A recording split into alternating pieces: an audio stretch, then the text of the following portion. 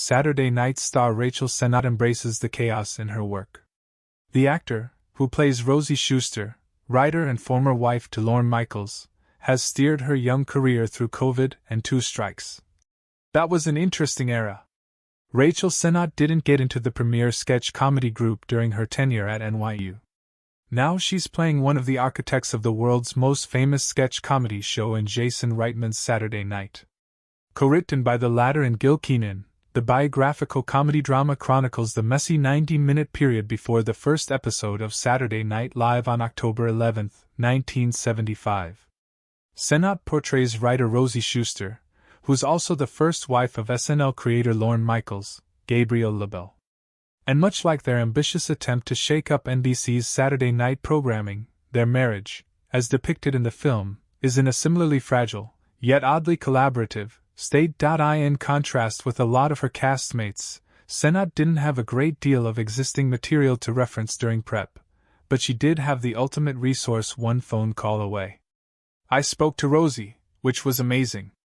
I got to hear her voice and her laugh. Sennott tells The Hollywood Reporter. I was like, so were you freaking out on the night of October 11, 1975? And she was like, yeah, we knew it was a big deal, but also we didn't. As a testament to Reitman and Kenan's writing, I noticed that the script used words or phrases that she said in real life, so that was very cool. Sennott's dream of hosting SNL feels like an inevitability at this point, especially after her dear friend from college and frequent collaborator, Ao Edebiri, hosted this past February. Oddly enough, she also faced the same sketch group rejection that Sennott did during their comedic endeavors at NYU's Tisch School of the Arts. And despite being unable to attend Edebiri's SNL taping due to a work commitment, Sennott still insisted on watching the show live. So, in an act of a truly devoted friend, she added yet another streaming service to her monthly billing statement. I raced home from this job and I literally subscribed to Peacock that night just so I could watch her show live. Sennott recalls.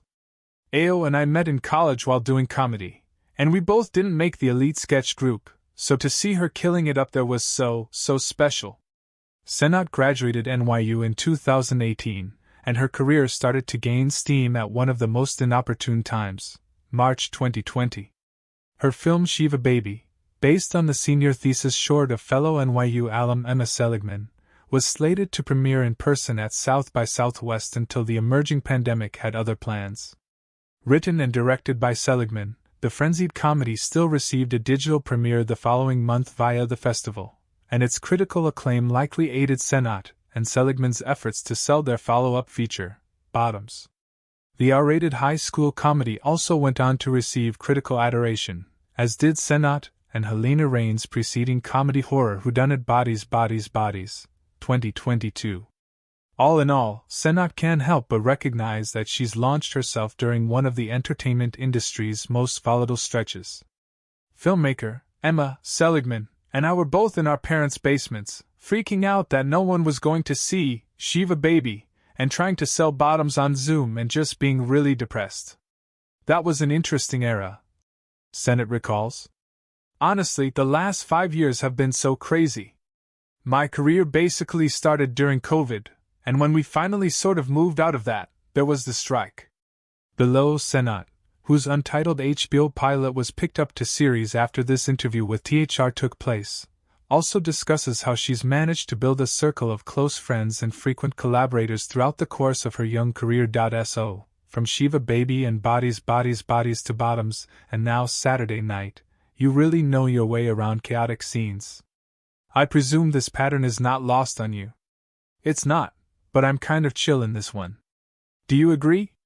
Yeah, I was going to say that Rosie handles the pressure pretty well, all things considered. Usually, I'm having a panic attack, you're so right.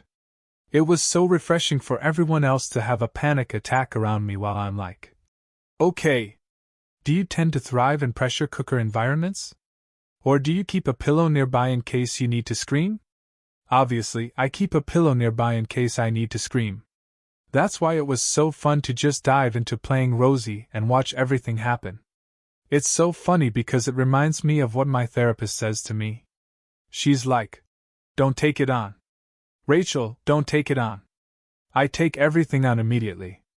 I'm like, I'll take on everyone else's emotions, whatever. But Rosie, to me, was like, don't take it on. Be cool and just float through. If something gets thrown at you, you can pivot or maneuver and just figure it out. I think so. Of course, I grew up watching SNL, and I always knew about the history, but I really got to dive in here. Reading the script, I was like, whoa! Jason, Reitman, and co-writer, Gil Kenan, spoke to so many different people who were involved in the making of SNL, and so there's all these different perspectives. You then realize how layered it is. It's the same with any production, but everyone has a different story. The sound guy, the lighting guy, the PAs, the crafty person, there's tea/drama from everyone, and this experience just deepened the history and the lore for me. So yeah, it made hosting SNL even a little bit more of a dream. Was Ao at a Biorize taping the first time you saw SNL in person? No, I went to see Billie Eilish's taping. Sadly, I couldn't see Ao's in person because I was working. I raced home from this job and I literally subscribed to Peacock that night just so I could watch her show live. But it was so incredible seeing her host. Ao and I met in college while doing comedy, and we both didn't make the elite sketch group, so to see her killing it up there was so special. Well, I spoke to Rosie, which was amazing. Of course, I got a sense from the script, but I also got to hear her voice and her laugh. I was like, so were you freaking out? And she was like, yeah, we knew it was a big deal, but also we didn't.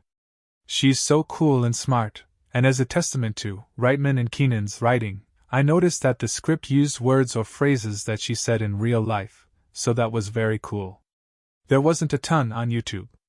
I had a different experience than some of my other cast members who were playing back sketches or watching movies. So our conversation and hearing her point of view was really helpful to me. Initially, we didn't have that. The scene just ended, and then, at a certain point, Jason was like, you need to put the shaving cream on his face. So I don't know. I feel like it was maybe just inspiration that Jason had in the moment, but that's movie magic where you're like, did it happen? Did it not? We don't know. But it's the same as when you're telling any story. When I tell a story of something that happened to me, the first time I tell it, I'm like, that's not really what happened, but now it is. So there's a little bit of that kind of movie magic in there.